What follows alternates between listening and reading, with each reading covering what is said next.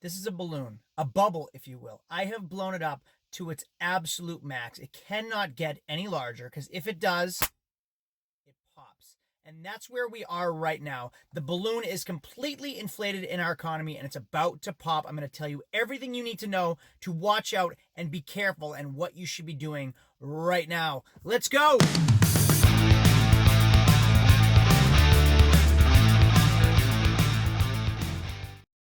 Hey everyone, my name is Craig from Flying Wheels. Welcome to my Flying Wheels YouTube channel. I'm not just about cars, I'm about business, right? I'm about money. Now this video doesn't apply just to the realtors. This video doesn't apply just to car dealers. If you know anything about making money, if you know anything about investing, if you know anything about buying properties or running a business, this applies to you and you need to know these facts. If you've never been through it before, I'm telling you again, and this is your warning, it is going to happen again.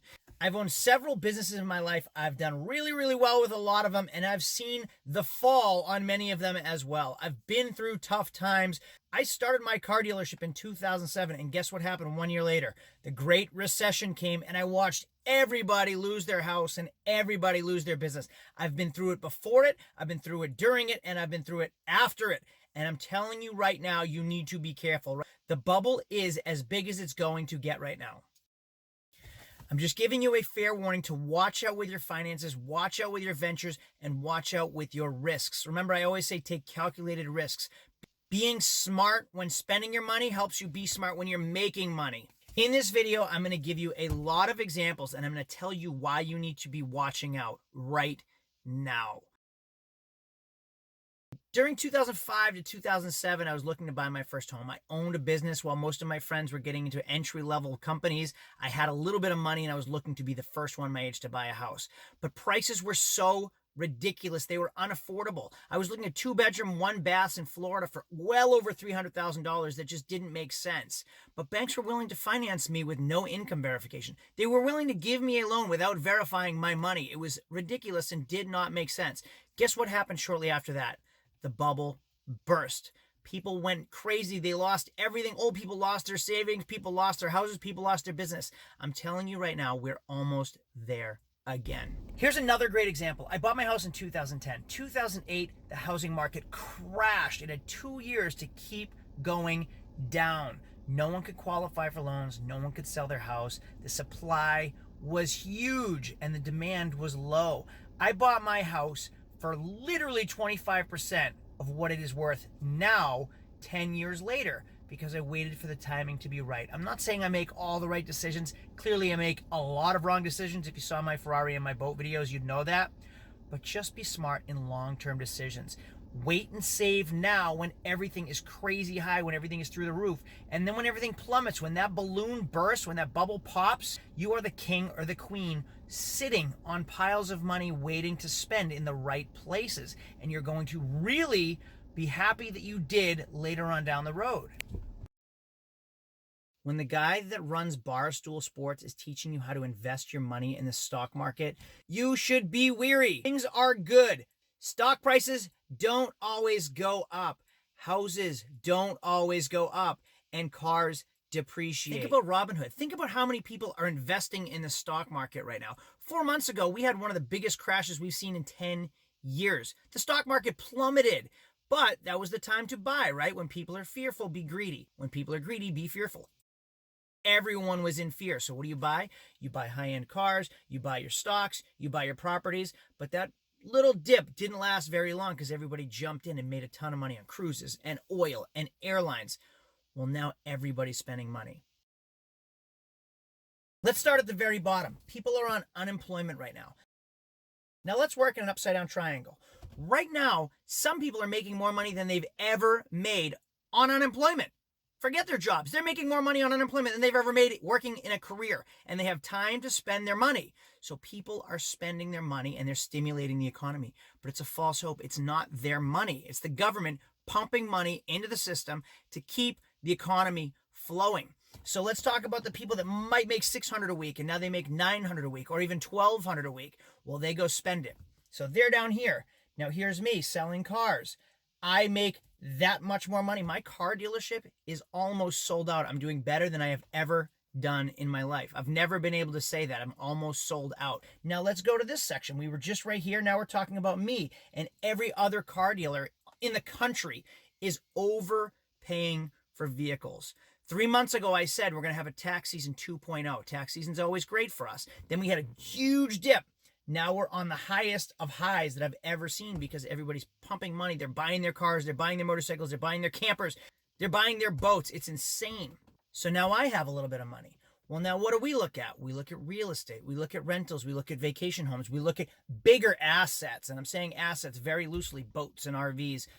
But we have that much money to spend because let's just say there's 10 million people on unemployment and they're pumping their unemployment checks into the economy of 100 million. Now we have our money from all those people just stockpiling into my business, making money. Well, I could very easily go out and spend it on bigger items and keep things growing. But again, it's a false sense of confidence. It's not these people's money. The unemployment bonus is almost over. So these people that are used to a standard of living are actually going to be making less money. They're not going to be pumping money into the economy. Getting accustomed to a standard of living, not working and making an income. Think about the payment protection plan. Payment protection plan. The government actually gave me money to keep my employees employed. I'm going to use United Airlines for an example. United Airlines was given millions of dollars by the government to keep their captains and their stewardesses, flight attendants, all of their employees employed, even though they weren't selling any airfare. So they had fake money. The government was giving them money as long as they kept paying their employees. So now they're not on unemployment. So the unemployment rate's low. People still have their jobs, even though they're not working. They're furloughed, so they're home. Well, what happens when that 8-week PPP, the payment protection plan, expires? United just said they're going to be laying off 20,000 employees. Those are people going on unemployment. Here's another example, housing market. I want to buy a vacation home, and there's absolutely no way I'm going to buy anything right now in real estate. Everything is way overinflated. And if you think about it, we're due for a correction. Houses cannot maintain a high value like this. They cannot appreciate and appreciate and appreciate. They do gradually go up. But think about 2008 again. They went up, they were at their highest, then they plummeted, and they started to climb again, and now they're at their highest again, right? They are going to plummet. So if you're thinking about buying real estate, don't do it yet. Things are too much money, and I'm going to use my grandmother for an example. My wife's grandmother, we were looking for a home for her. We sold her house, got crazy money for it. When we sold her house, we had 10 offers in the first week. We picked and choose based on their personal letters and their financing options. Who was the easiest to finance? Who didn't want inspection? So we picked the people that didn't want a home inspection. Imagine that. The person buying a house got chosen because we don't want your home inspected. So they bought that much of a risk because they were so willing to purchase. They were so desperate to purchase that they didn't want a home inspection. They didn't want to have their house looked at prior to purchasing the home. And they were the highest bid. Forget that. Now we're buying her a house. We were competing for houses for her. And I said, it's too much money. Don't spend it. It's not assessed that high.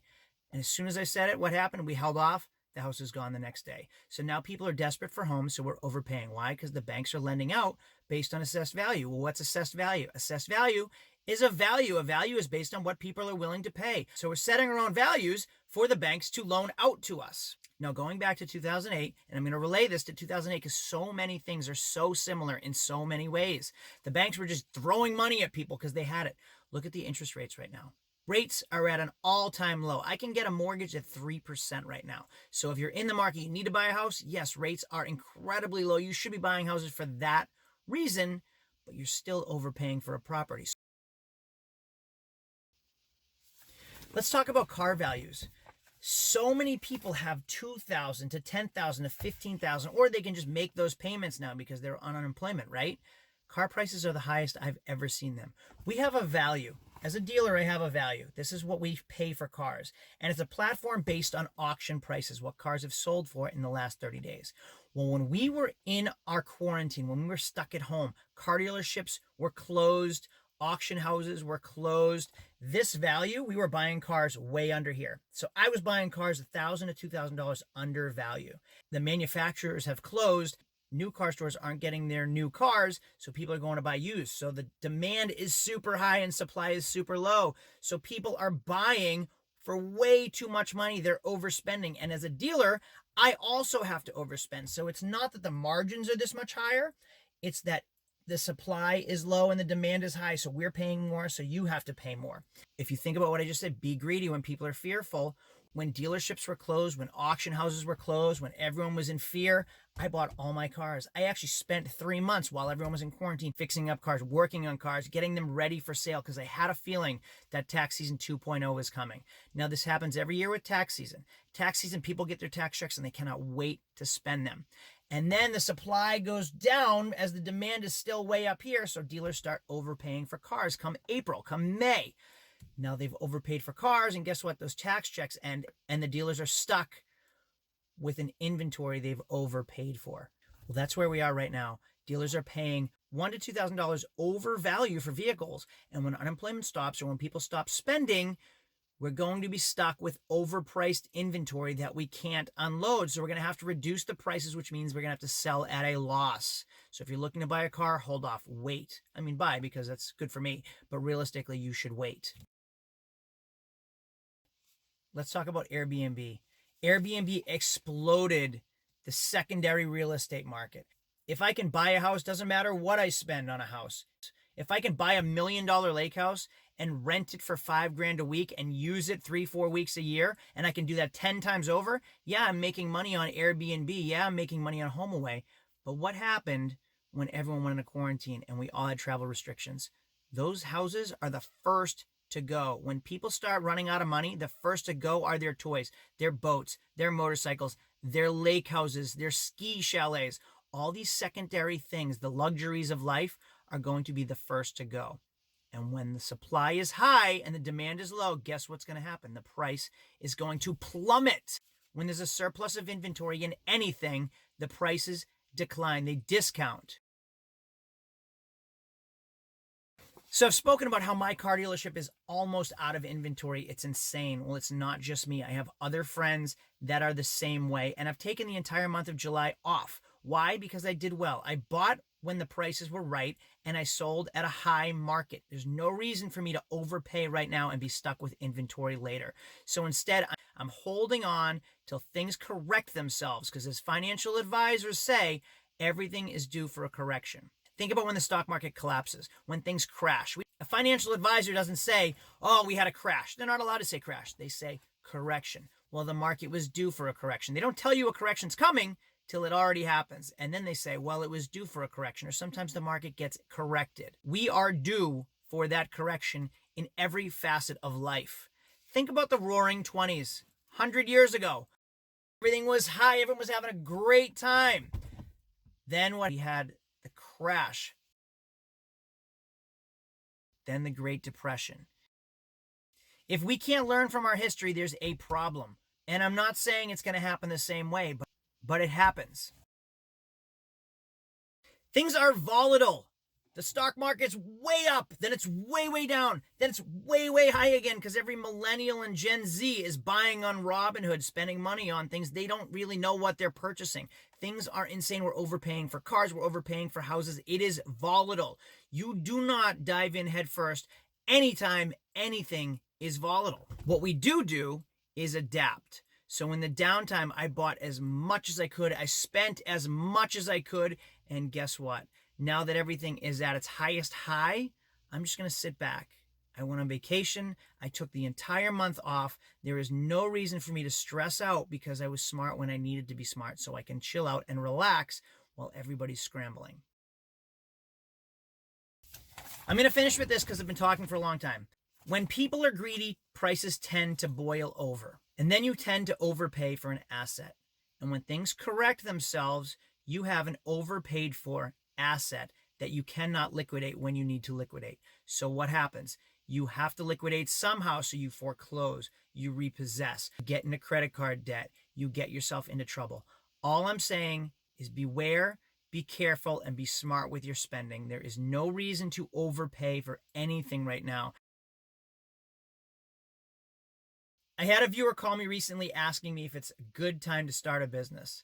It's always a good time to start a business. Even when things are bad, There's a way to adapt and figure out the problem. Find the solution to a problem because there's always one. You just have to be creative enough to figure out what that solution is. So if you're thinking about starting your business, if you're thinking about jumping into a car dealership or getting into real estate, think smart, adapt, look into the future. Think of it as a chess game. What's going to happen in the future, not what's happening right now. I don't look at the move. I don't look at the play I'm going to make right now. I look at what's going to happen 3 moves from now. And that's what you need to be doing. Look at where we're going. Look at what's going to happen and adapt and make your moves from there. Guys, thank you for watching. I hope this was helpful. I hope I got through to some of you because I know a lot of you really respect my opinion. And I'm not saying I'm a financial advisor, so make sure you do your own research, okay? But do just keep yourself warned.